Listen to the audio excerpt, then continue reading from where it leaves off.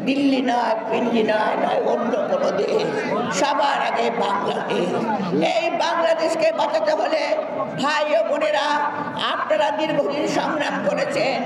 আপনাদের নেত্রী, আপনাদের নেতা সবসময় আপনাদের পাশে থেকে আপনাদেরকে উজ্জীবিত করেছে। এখন সময় হয়েছে আপনাদের দেবা।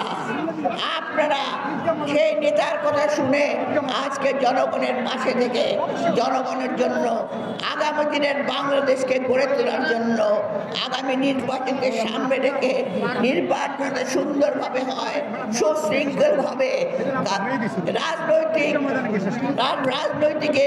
রাজনীতির গুণগত মান পরিবর্তন করে আমরা সবাই ঐক্যবদ্ধ থাকি।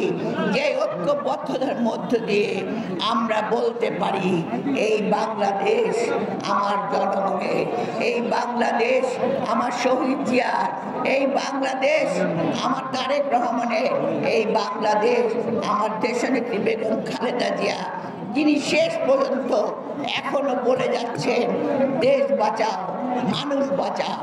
তাই আসুন আমরা হাতে হাত মিলে সকল বিভেদ ভুলে ঐক্যবদ্ধ হয়ে আগামী দিনের বাংলাদেশে গড়ে তোলার জন্য অঙ্গীকারবদ্ধ হই এই বিজয় রেলের মধ্য দিয়ে।